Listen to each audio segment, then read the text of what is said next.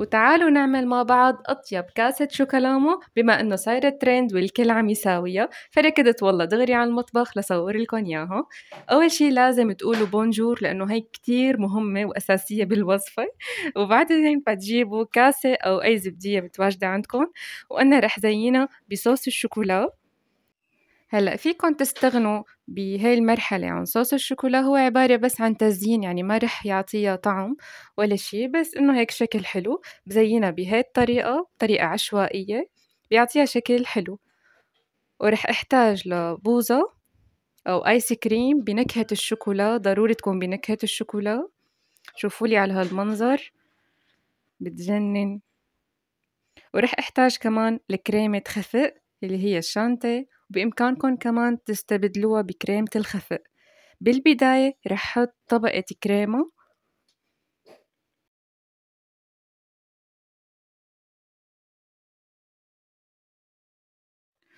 وبعدها بدي أضيف بهاي المرحلة معلقتين كبار من الآيس كريم. ادعمولي إياها كل ما دعمتوها كل ما طلعت أطيب.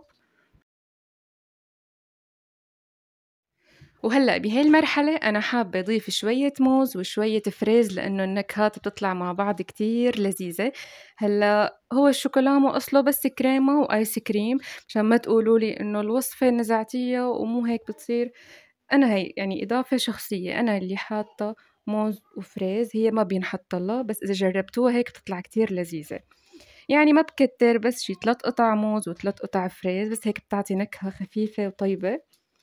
بزينها بهي الطريقة. وآخر شي رح زينها بالكريمة. مثل ما قلت لكم الشوكولامو أساسها بس آيس كريم وكريمة، هي إضافات من عندي. زينتها بهذا الشكل.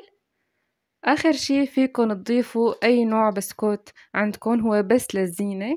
أنا عندي هذا النوع، رح أحط منه شوي على الوش، بيعطي جمالية للكاسة وكتير طيبة.